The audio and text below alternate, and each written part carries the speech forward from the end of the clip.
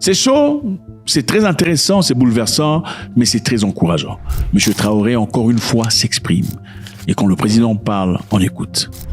Je tiens à vous informer ici que malheureusement, au cours de ces derniers temps, suite donc à une dénonciation sur plainte, nous avons découvert un réseau de malfrats, malheureusement au sein du ministère même de l'Action humanitaire.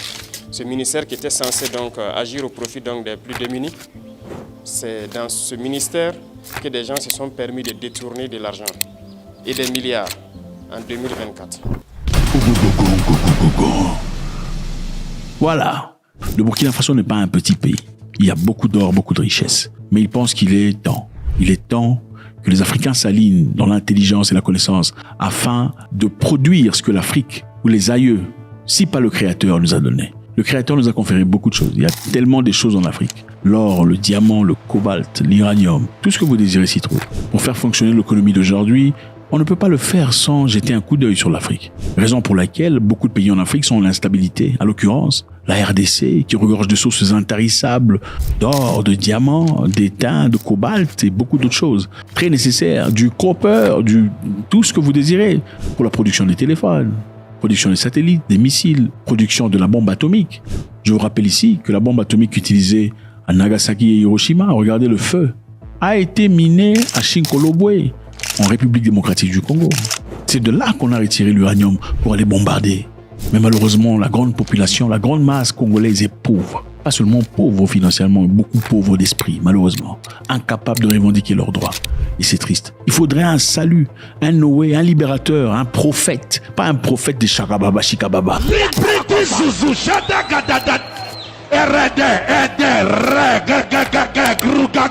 Un vrai prophète de feu, prêt à se lever devant la guerre, prêt à se donner sa vie, à mettre sa peau en ligne pour la libération de ce peuple.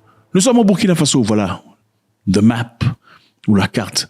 Excellent pays, encore une fois, on a parlé du Burkina Faso à plusieurs reprises, mais quand un pays fait des choses bien, il est tout à fait évident et normal que l'on en parle. Il y a aussi, au cours donc de ces semaines, assez d'événements ici à la présidence, notamment un certain nombre de responsables des différents départements ministériels que j'ai tenu à recevoir personnellement pour essayer de rediriger l'action gouvernementale en cherchant à rationner les dépenses de fonctionnement. Parce que nous nous sommes rendus compte que le fonctionnement prend tellement de place dans notre budget que nous étions obligés de lire donc ces milliers de pages. Ce n'est pas pour le plaisir des yeux, mais nous étions obligés de le lire, de faire venir chaque responsable et d'essayer de rationner pour que le budget serve à faire des investissements socio-économiques structurants de base au profit de nos masses populaires. Tous ceux qui sont passés ici, qui ont participé à l'exercice, ont reconnu que nous avons assez de dépenses dans le fonctionnement. Et nous allons continuer dans ce sens à minimiser les dépenses de fonctionnement de l'administration pour pouvoir investir mieux au profit de nos populations. Ceux qui ont compris le message, je pense que c'est le cas pour la plupart, je les invite donc à redoubler d'efforts, à faire en sorte que nous puissions minimiser les dépenses de fonctionnement. Tout ce qui peut être économisé doit être économisé et investi au profit donc de nos populations. L'eau potable n'est pas une garantie pour tout le monde ici au Burkina Faso. Nous sommes aujourd'hui en train de lutter aussi pour la souveraineté alimentaire. Il y a tellement de défis qu'il faille économiser au maximum pour pouvoir relever ces défis-là.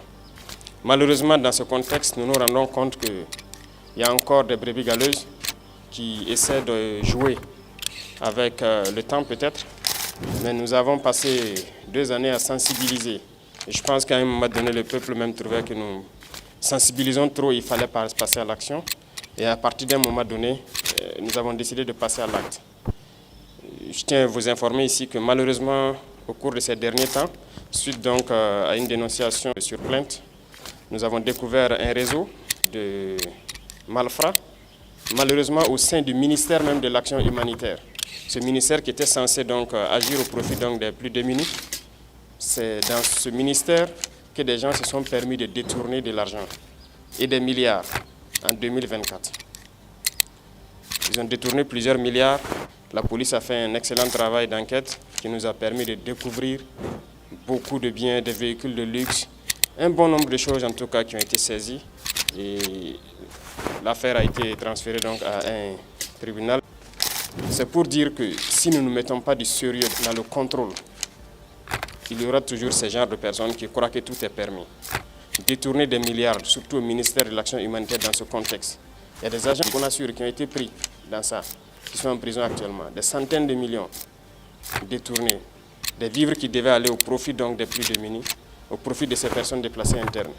Et c'est dans ce ministère que des gens ont essayé de détourner cet argent. Et je suis persuadé que ça existe un peu partout parce que nous poursuivons l'enquête. Souvent, il y a ces arrestations que vous puissiez ne pas comprendre, mais nous savons pourquoi nous le faisons. Il y a encore beaucoup de personnes qui essaient de détourner les deniers publics. Nous n'allons pas avoir de la pitié pour ces individus-là. C'est l'occasion donc d'interpeller la commission des règlements des dysfonctionnements qui ont été mis en place, parce qu'il y a beaucoup de dénonciations qui arrivent au niveau de la présidence ici, de se mettre au travail sérieusement et de nous permettre de dénicher tous ces voleurs qui se cachent dans l'administration. Nous ne pouvons pas tolérer cela en ces instants de lutte contre le terrorisme où des gens se sacrifient sur le terrain et d'autres sont à l'arrière, se permettent de voler des milliards et pour se mettre dans du luxe. C'est difficile à cerner cette situation. En plus de tout ça, il y a des Burkinabés qui manquent de patriotisme. Nous avons tous suivi les efforts qui ont été faits pour pouvoir acquérir un nouvel avion la dernière fois. Et j'étais obligé de recevoir la semaine passée 2 mécaniciens de la compagnie qui, dès l'arrivée de l'avion le 2 du mois dernier, le 3 dépose une demande de démission. Et un dépose la demande de démission le 3 pour prendre effet le 4 et l'autre prenait effet donc le 31 octobre. Et pour cause, il demande une augmentation des salaires de plus de 2 millions. C'est du sabotage. Et je pense que c'est un manque de patriotisme grave. Le conseil d'administration a essayé, vaille que vaille, de les raisonner. Ils sont même allés faire des concessions jusqu'à 400 000 francs de plus sur leur salaire et tout. Ils ont refusé catégoriquement, ils ont refusé de travailler. Pendant qu'on sait bien que l'avion, à chaque vol, on a besoin de vérifier un certain nombre de choses pour qu'il puisse se relancer. Mais ils ont refusé de travailler pendant que le nouvel avion venait d'arriver. Ça, c'est du sabotage pur et dur. Un avion qui arrive le 2 et le 3, vous décidez de ne pas travailler, des mécaniciens. Nous étions obligés de les recevoir et de passer donc le message qu'ils vont travailler de gré ou de force. On ne demande pas à quelqu'un, nous n'allons pas négocier encore. Ils vont travailler et c'est ce qui est en train de se faire. À l'armée de l'air, il y a des mécaniciens qui ne touchent pas ce qu'eux ils touchent, mais qui se sacrifient jour et nuit pour que les appareils soient en vol pour pouvoir soutenir les forces combattantes. Ils n'ont jamais réclamé un franc de plus. Donc ce sont des genres d'esprits que nous sommes en train de combattre. Et c'est pourquoi je dis faire une révolution, ce sont des défis. Et tous les jours, il y a des défis. Et il en sera ainsi. Pour tous ceux qui vont essayer de saboter, nous prendrons les mesures qu'il faut, de gré ou de force. Ils vont faire ce qu'ils doivent faire pour la patrie. Nous n'allons plus tolérer un certain nombre de choses. L'heure de la sensibilisation est passée. Il faut que tout le monde se mette au travail au profit de nos masses populaires. Les Burkinabés ont assez souffert et continuent de souffrir. Il faut qu'à un moment donné, ça s'arrête. La masse populaire a le droit aussi de connaître un peu de joie, de vivre et de savourer ce qui appartient au Burkina Faso, nos richesses. Il n'y a pas de raison que cela appartienne juste à un groupuscule et qui se permette de dilapider cet argent public-là. Donc, à travers vous, je vous invite à passer le message dans les différentes administrations, dans les différents départements, et aussi continuer à prendre les dénonciations pour que nous puissions agir de manière efficace. Merci à tous et je souhaite que cette fin d'année soit donc un moment d'intense boulot parce que c'est le moment des bilans, de faire les rétrospectives et de voir qu'est-ce qui a marché au cours de l'année 2024 pour qu'on puisse se projeter de manière assez rigoureuse en 2025 pour relever les défis qui vont se poser à nous. Merci et bonne chance à tous et bonne suite du mois de novembre. L'histoire se répète toujours. God bless.